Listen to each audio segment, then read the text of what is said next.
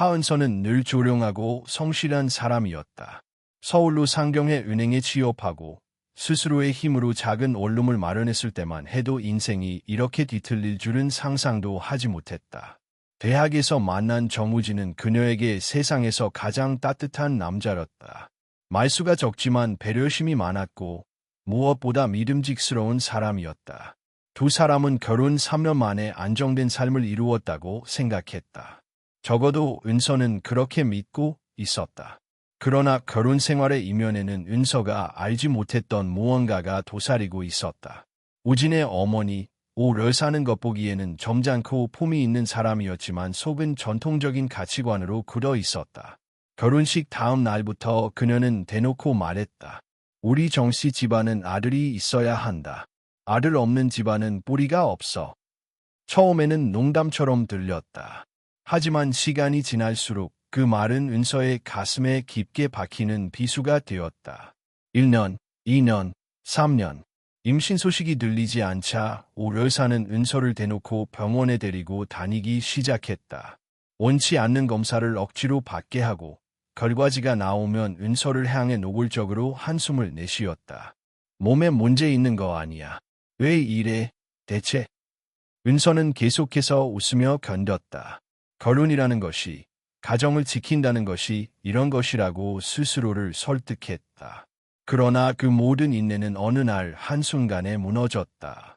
임신 테스트기에 두 줄이 선명하게 나타난 날, 은서는 눈물이 날 정도로 기뻤다. 우진에게 전화를 걸었지만 그는 받지 않았다. 대신 새벽이 되어서야 나타난 우진은 어딘가 지쳐 있었고 얼굴에는 이상한 불안이 가득했다. 은서라, 할 말이 있어. 우진은 손을 떨었고 은서는 그 순간 이미 모든 것이 끝났다는 직감을 느꼈다. 혜진이가 임신했어. 혜진, 우진의 회사 후배, 신입사원. 명랑하고 똑똑했지만 은서는 그 아이에게 아무 감정도 없었다. 그런데 그 여자와 우진이, 그리고 둘 다 임신. 은서는 숨이 막혔다. 마치 누군가 가슴을 짓누르는 듯한 고통. 아무 말도 나오지 않았다. 미안해. 정말 미안해. 그런데 더 큰 문제가 있어. 더 큰 문제. 우진은 더 고개를 숙이며 말했다. 엄마가 두 사람 모두 검사해서 누가 아들을 낳는지 보자고 했어. 은서는 웃음인지 울음인지 모를 소리를 냈다. 임신을 기뻐하던 마음은 흔적도 없이 사라졌다. 분노, 절망, 모욕, 모든 감정이 한꺼번에 밀려왔다. 다음 날, 여사는 은서를 집으로 불러 앉혀놓고 차갑게 말했다. 하은서 씨, 우리 집은 아들이 필요해. 누가 아들을 낳든 그 아이가 이 집안의 대를 이을 것이다. 여자애만 필요 없어. 필요 없어. 사람 입에서 나올 수 있는 말인가. 그것도 태어나지도 않은 아이에게. 은서는 조용히 자리에서 일어났다. 그리고 천천히 말했다. 전 이혼하겠습니다. 여사의 눈이 커졌다. 우진 역시 당황했다. 하지만 은서의 결심은 단단했다. 집을 나와 짐을 정리하던 밤, 은서는 거울을 보며 다짐했다. 이 아이는 내가 지킨다. 어떤 대가를 치르더라도. 서울의 환한 불빛 아래에서 그녀의 새로운 삶은 그렇게 시작되었다. 하지만 그때는 몰랐다. 진짜 폭풍은 이제부터라는 것을. 그녀가 지켜야 할 아이가 미래의 어떤 소용돌이의 중심에 서게 될지. 그날 밤 은서는 처음으로 두려움보다 강한 감정을 느꼈다. 그것은 책임이었고 사랑이었고 어쩌면 운명 같은 것이었다. 하지만 동시에 이 임신이 누군가에게는 사냥감이 될 수도 있다는 사실을 은서는 조금도 알지 못했다. 하은서는 서울을 떠나 전주의 어머니 집으로 내려갔다. 짐은 많지 않았다. 몇 벌의 옷, 임신 진단서, 그리고 사진 몇 장 집 앞에 내리는 순간부터 그녀는 마치 도망자가 된 기분이었다. 친정집 마당에 들어서자 어머니는 아무 말 없이 딸을 안아주었다. 그 품에서 은서는 어린아이처럼 울어댔다. 괜찮아. 여기선 아무도 너를 판단하지 않아. 하지만 그건 어머니의 바람일 뿐, 현실은 달랐다. 그녀가 돌아온 지 일주일도 안 되어 동네 사람들의 수군거림이 시작되었다. 도련님 부인은 서울서 쫓겨났다며. 임신한 채로 혼자 왔다잖아. 무슨 사정이 있었던 걸까? 이야기는 삽시간에 번졌고 누군가는 그녀가 정우진을 배신했을 거라고 추측했다. 정작 진실은 그 반대였지만 은서는 해명하지 않았다. 대신 병원에 갔고 의사에게 정중히 요청했다. 아기 성별은 출산 전까진 절대 말하지 말아주세요. 의료 기록에도 미공개로 남겨주세요. 의사는 의아해했지만 은서의 눈빛을 보고는 고개를 끄덕였다. 알겠습니다. 어머니의 권리를 존중하겠습니다. 그러나 평온은 오래가지 않았다. 어느 날 저녁 정우진의 어머니 오 여사가 전주 집 앞까지 찾아왔다. 고급 세단에서 내린 그녀는 주변의 시선을 아랑곳하지 않고 문을 두드렸다. 어머니가 문을 열자 오 여사는 차갑게 말했다. 하은서 씨 좀 봅시다. 은서는 문 뒤에서 숨을 죽였다. 어머니가 단호하게 대답했다. 우리 은서는 만날 생각 없습니다. 돌아가세요. 오 여사는 한 발자국도 물러서지 않았다. 그 아이, 성별만 말해주면 돼요. 우리가 필요한 건 그거 하나요. 그 순간 은서는 더는 숨을 수 없다는 걸 깨달았다. 그녀는 문을 열고 서서히 모습을 드러냈다. 그녀의 배는 눈에 띄게 불러 있었고 표정은 단단했다. 그 아이는 제 아이입니다. 정씨 집안과는 아무 관련 없습니다. 다시는 저희 집에 오지 마세요. 오 여사는 한참 은서를 노려보다가 조용히 돌아섰다. 하지만 그건 끝이 아니라 시작이었다.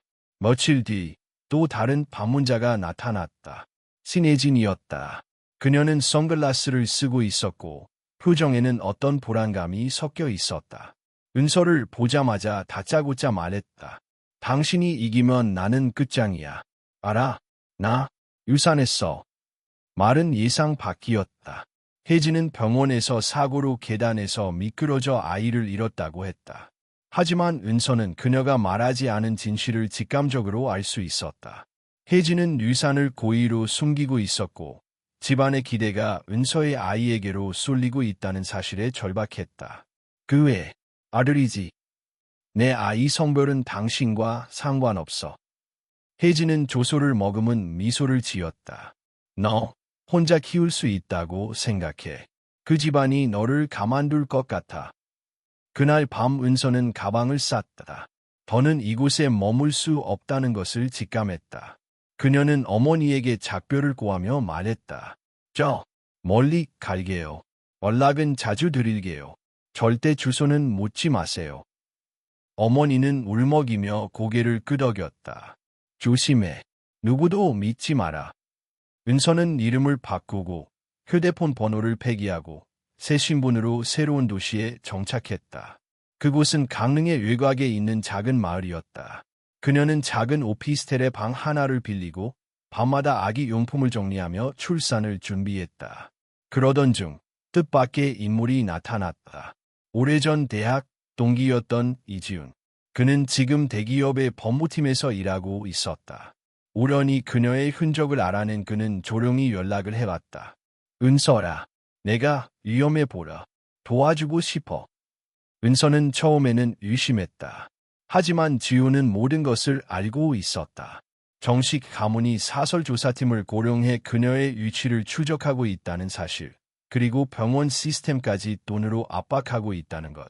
그들이 내 아기를 노리는 건 단순한 핏줄 문제가 아니야. 그 아이가 가진 무언가가 더 중요한 거야. 은서는 충격을 받았다. 무언가. 지훈은 망설이다가 입을 열었다. 유산한 혜진의 아이는 아들이었어. 오 여사는 그걸 숨기고 있어. 왜일까? 정식 가문의 기업 상속 조건 중 하나가 남성 직계라는 조항이 있거든. 내 아이가 남자라면 그 모든 걸 이어받게 돼. 은서는 무력감에 휩싸였다. 한 생명이 누군가에게는 단순한 권력의 도구로 취급되고 있다는 사실이 끔찍했다. 그녀는 스스로에게 다짐했다. 절대 그 아이를 빼앗기지 않겠어. 피 한 방울 닿지 않게 지켜낼 거야. 하지만 그녀는 몰랐다. 그 아이가 단지 상속자가 아닌 훨씬 더 복잡한 진실의 중심에 서 있다는 것을. 모든 것은 이제 막 시작되고 있었다. 강릉으로 거처를 옮긴 후 하은서는 세상의 모든 시선을 피하듯 조용히 살아갔다. 병원 진료도 가명으로 예약했고 외출은 꼭 필요한 일만 했다. 배는 점점 불러왔고 아이는 건강하게 자라고 있었지만 마음은 늘 불안했다. 모든 것이 무너진 후 시작된 삶이었기에 언제 다시 누군가 찾아와 그녀를 무너뜨릴지 모른다는 두려움은 항상 곁에 있었다. 그러던 어느 날 병원에서 우연히 받은 혈액검사 결과가 이상했다. 의사는 조심스럽게 말했다. 산모의 유전인자 중 일부가 일반적인 수치와 다른 부분이 있습니다. 혹시 가족 중에 희귀 유전병 이력이 있으신가요? 은서는 고개를 저었다. 없어요. 제가 알기로는 전혀요. 의사는 의아한 얼굴을 했지만 더 이상 묻지 않았다. 하지만 그날 밤 은서는 불길한 예감을 지울 수 없었다. 혹시 이 아이는 정우진의 아이가 아닌 걸까? 며칠 동안 마음이 뒤숭숭했던 은서는 결국 결심을 내리고 자신이 보관해둔 우진의 유전자 샘플과 태아의 유전 정보를 비교할 수 있는 비밀 DNA 검사를 신청했다. 결과가 나오기까지의 일주일은 지옥 같았다. 그리고 마침내 검사 결과가 도착했다. 결론은 단 하나였다. 정우진과 태아는 혈연관계가 없다. 손에 쥔종이가 덜덜 떨렸다. 눈앞이 캄캄했다. 모든 걸 걸고 지켜온 아이. 정씨 집안이 집착했던 그 아이는 우진의 아이가 아니었다. 은서는 다시 머릿속을 되짚었다.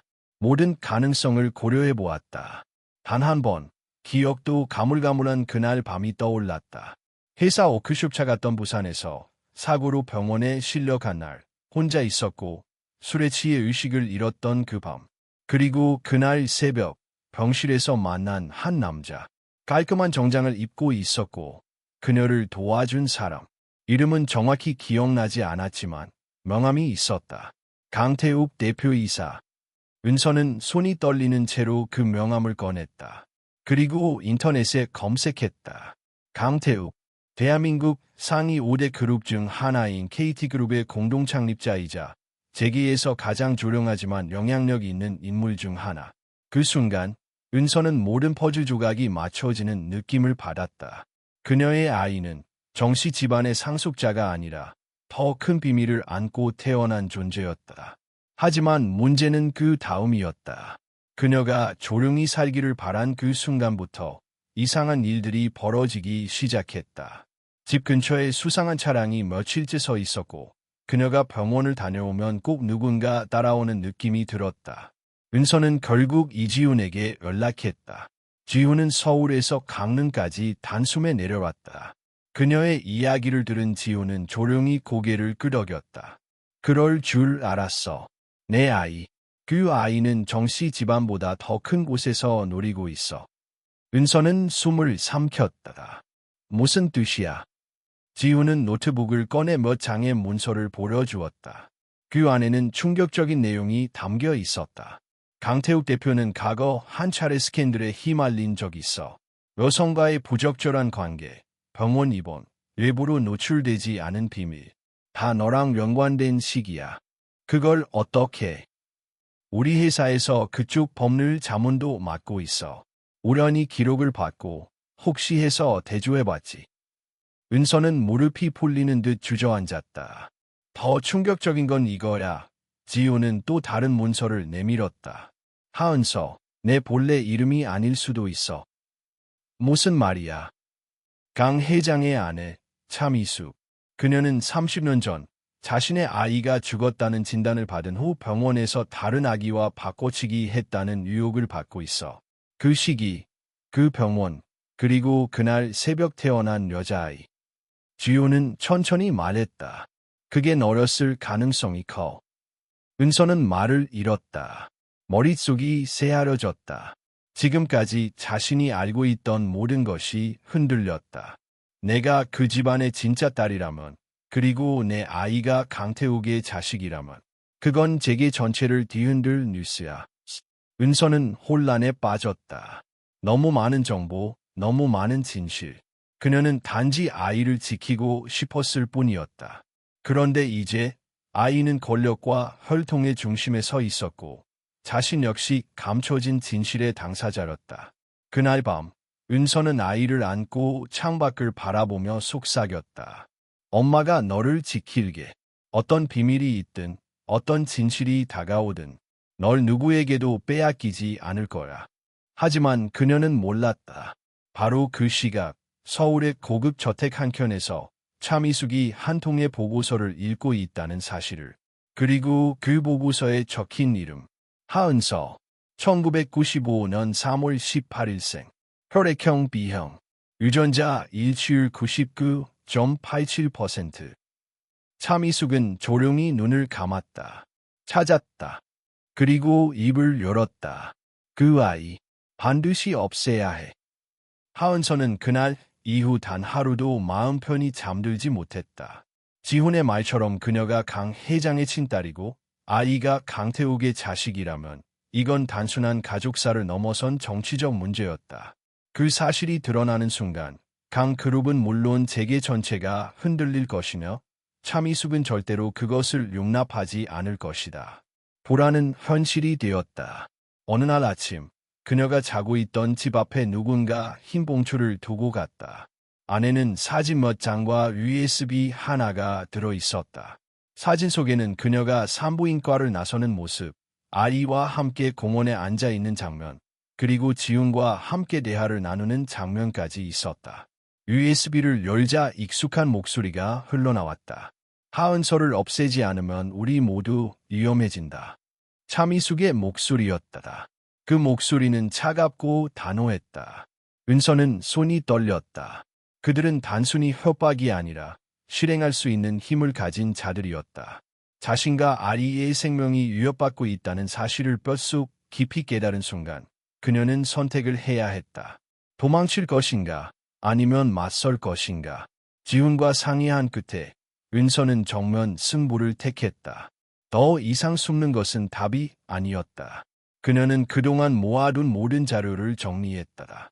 병원 기록, DNA 검사, 차량 블랙박스, 휴대폰 통화 기록, 그리고 정식 가문과 강 그룹의 움직임을 포착한 사진들까지.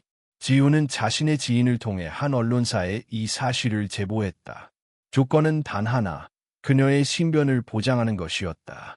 며칠 후 대한민국 전역을 뒤흔드는 보도가 터졌다. 강 그룹, 출생의 비밀과 상속자 논란, 실종된 친딸이 존재했다. 정식 가문, 혼의 임신 스캔들, 사생아 둘러싼 추악한 진실. 포털 사이트 실시간 검색어 1위부터 10위까지 모두 관련 키워드로 도배되었고 방송사들은 긴급 특보를 편성했다. 하은서라는 이름은 단숨에 대한민국 전 국민의 입에 오르내리는 이름이 되었다. 하지만 여론은 갈렸다. 불쌍하다. 혼자서 아이 지키려 얼마나 고생했을까. 어떻게 그런 재벌가에서 자기 딸을 바꿔치기 하지. 사람 맞아. 그러나 일부는 그녀를 향해 비난의 화살을 던졌다. 본인이 발친 거 아니야. 관심 끌려고 작정했나 보지. 유전자 검사도 조작 가능하지 않아. 은서는 차가운 세상의 시선에 다시 한번 무너질 뻔했다. 하지만 그녀 곁에는 여전히 지훈이 있었다. 은서야, 내가 진실을 말했잖아. 그걸로 충분해. 하지만 가장 예상치 못한 인물이 그녀를 찾아왔다. 정우진이었다. 그는 예전과는 전혀 다른 모습이었다. 아이고, 창백하고 눈빛에는 지친 기색이 가득했다. 은서야, 나 말할 수 있을까? 은서는 말없이 고개를 끄덕였다. 우진은 조심스럽게 입을 열었다. 나, 암이야, 말기야. 병원에서는 6개월 남았다고 했어. 순간 시간이 멈춘 것 같았다. 그래서 왔어. 내가 나를 용서하지 않아도 좋아. 그런데 민준이, 그 아이 얼굴이라도 한 번만 보고 싶어. 은서는 혼란스러웠다. 한때 사랑했던 사람, 하지만 그녀를 배신하고 가족들과 함께 그녀를 벼랑 끝으로 몰았던 사람, 지금은 죽음을 앞둔 사람. 그에게 아이를 보여줘야 할까? 넌 그 아이의 아버지가 아니야. 은서의 말에 우진은 고개를 떨궜다. 알아. 지훈이에게 들었어. 하지만 그래도 민준이는 내 아이니까. 너를 정말 사랑했던 적이 있는 사람이야. 한 번만. 그 순간 은서는 깨달았다. 용서는 과거를 위해서가 아니라 현재를 지키기 위해 필요한 것이라는 사실을. 하지만 그녀는 여전히 망설였다. 며칠 뒤 민준이가 고열로 병원에 입원했다. 아이가 잠든 병실에서 은서는 침대 옆에 앉아 아이의 얼굴을 보며 중얼거렸다. 너에게 아빠라는 사람이 어떤 의미일까? 넌 나처럼 상처받지 않았으면 좋겠는데. 그녀는 결국 우진을 병실로 불렀다. 단 10분. 그 이상은 허락하지 않았다. 우진은 조용히 병실에 들어와 아이를 바라보며 눈물을 흘렸다. 고맙다, 은서야. 나 이 기억으로 마지막을 버틸 수 있을 것 같아. 그는 그렇게 조용히 떠났다. 그리고 일주일 후 세상을 떠났다는 소식이 들려왔다. 은서는 아이에게 아무 말도 하지 않았다. 아버지에 대한 이야기는 언젠가 아이가 묻는 날이 오면 그때 하기로 마음먹었다. 하지만 세상은 그녀에게 쉬는 시간을 허락하지 않았다. 강그룹 측에서 정식으로 기자회견을 열었고 차미숙은 단상에 서서 차분한 목소리로 말했다. 30년 전 제가 딸을 잃고 감정적으로 판단했던 일이 있었습니다. 지금 와서 돌이킬 수 없다는 걸 압니다. 하지만 제 피가 흐르는 딸이 이 나라에 있다는 사실에 감사하고 싶습니다. 모든 것이 위선처럼 들렸다. 그러나 그 한마디로 대중은 감동했고 여론은 또다시 갈라졌다. 그래도 사과했잖아. 모성애는 네 대해. 지금이라도 받아들이는 게 맞지 않나. 하지만 은서는 기자회견 이후 전화를 받았다. 익숙한 목소리였다. 하은서 씨, 저는 받아들일 생각 없습니다. 그 아이를 절대 상속자로 인정하지 않을 겁니다. 조용히 떠나주세요. 아니면 2번 다시 일어설 수 없게 만들겠습니다. 전화는 끊겼다. 차미숙이었다. 그녀는 결코 포기하지 않았다. 그리고 은서는 알아차렸다. 자신이 그 어떤 진실보다도 위험한 존재라는 것을. 그녀는 다시 떠날 준비를 시작했다. 하지만 이번엔 도망이 아니었다. 전쟁이었다. 하은서는 더 이상 숨지 않기로 결심했다. 도망치는 삶은 끝났다. 이제는 아이를 지키기 위해서 그리고 자신을 위해서 싸워야 했다. 그녀는 조용히 서울로 올라와 지훈과 함께 법적 절차를 준비했다. 아이의 출생 기록, 병원 진료 내역, DNA 검사, 그리고 그녀가 차미숙에게 받은 협박 전화 녹음까지 모두 정리해 정식 소송을 제기했다. 소송의 핵심은 하나였다. 민준이는 강태욱의 친자이며 하은서는 강그룹에 실종된 친딸이라는 점, 그리고 이 모든 사실을 차미숙이 고의로 은폐해왔다는 것이다. 재벌가의 치부를 드러낸 이번 사건은 사회적으로 엄청난 반향을 일으켰다. 언론은 매일같이 관련 기사를 내보냈고 강그룹의 주가는 요동쳤다. 국민들 사이에서도 논란이 거셌다. 피는 속일 수 없지. 아이가 당당히 상속받아야 해. 아무리 그래도 30년이나 지난 일을 지금 꺼내는 건 너무하잖아. 그 사이 차미숙은 언론 앞에서는 침묵을 유지했지만 뒤에서는 전방위 로비와 압력을 가했다. 병원장에게는 진료 기록 삭제를 요구했고 기자들에게는 뒷돈을 건넸다. 그러나 이미 모든 증거는 복사되어 안전한 곳에 보관되어 있었다. 재판이 시작되던 날, 은서는 단정한 정장을 입고 법정에 섰다. 그녀의 눈빛은 흔들림이 없었다. 반면 차미숙은 차가운 얼굴로 그녀를 노려보았다. 그들의 시선이 마주쳤을 때 한순간 긴 침묵이 흘렀다. 은서는 조용히 입을 열었다. 저는 단 한 번도 그분의 자리를 탐한 적 없습니다. 단지 제 아이가 어떤 가문에서 태어났는지, 그리고 평범한 삶조차 허락되지 않았는지를 알고 싶었을 뿐입니다. 그 말은 법정 안에 있던 모든 이들의 마음을 울렸다. 재판은 예상보다 길어졌다. 강그룹 측은 끝까지 유전자 검사의 신뢰성을 문제 삼았고, 은서의 과거를 들춰내며 그녀의 도덕성을 공격했다. 그러나 지훈과 그녀의 변호사는 침착하게 반박했고 마침내 진실은 법정에서도 인정받았다. 재판 결과 민주는 강태욱의 친자로 인정되었고 하은서 역시 강그룹의 친딸임이 확인되었다. 그러나 은서는 상속권을 공식적으로 포기했다. 그 결정은 모두를 놀라게 했다. 왜 포기하는 거죠? 이긴 마당에. 기자들의 질문에 그녀는 담담하게 대답했다. 저는 그 집안의 이름보다 제 이름으로 살아가고 싶습니다. 제 아이도 마찬가지입니다. 그녀의 말은 다시 한번 대중의 마음을 움직였다. 많은 사람들이 그녀의 용기에 박수를 보냈고 일부는 여전히 그녀를 이해하지 못했지만 누구도 그녀의 진심을 부정하진 못했다. 그 후 하은서는 민준과 함께 제주도로 이사했다. 북적이는 도시를 떠나 바다와 바람이 함께하는 조용한 마을에서 작은 제과점을 열었다. 가게 이름은 은혜빛이었다. 의미를 묻는 손님들에게 그녀는 웃으며 말했다. 은은 제 이름에서 따온 거예요. 그리고 빛은 제 아이요. 민주는 어느덧 초등학교에 다닐 나이가 되었고 똘똘하고 밝은 아이로 자라고 있었다. 사람들은 그가 유명한 집안의 아이인 줄은 전혀 몰랐고 하은서도 그런 사실을 입에 올리지 않았다. 어느 비 오는 날 밤, 민주는 잠들기 전 그녀에게 조용히 물었다. 엄마, 내 아빠는 어떤 사람이야? 은서는 한참을 말없이 아이의 얼굴을 바라보다가 대답했다.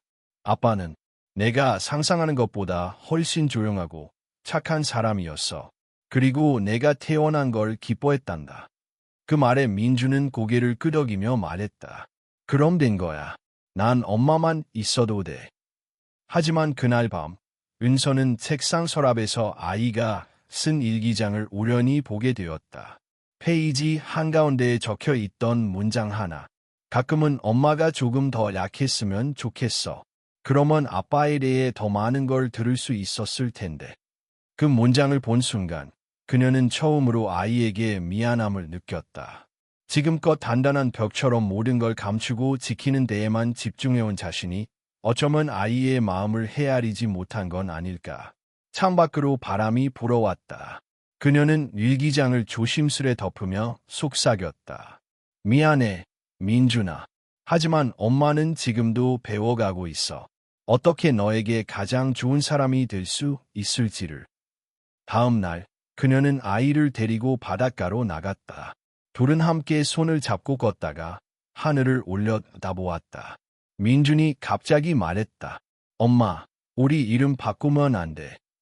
에이, 우리는 이제 우리만의 가족이니까. 엄마랑 나, 둘만의 성을 만들자. 하은서는 웃으며 고개를 끄덕였다. 그 순간 그녀는 깨달았다. 이름도, 피도, 과거도 중요하지 않았다. 지금 이 순간 서로를 바라보고 있는 이 시간이 가장 진실된 것이었다. 하은서는 하늘을 올려다보며 마음속으로 되뇌었다. 이 아이는 내 과거가 아닌 내 미래다. 그리고 그날 밤 그녀는 일기장에 이렇게 적었다. 나는 더 이상 상속자도 피해자도 아니다. 나는 민준의 엄마이고 내 삶의 주인이다. 이야기는 그렇게 끝이 났다. 아니, 어쩌면 이제야 진짜 시작이었는지도 모른다.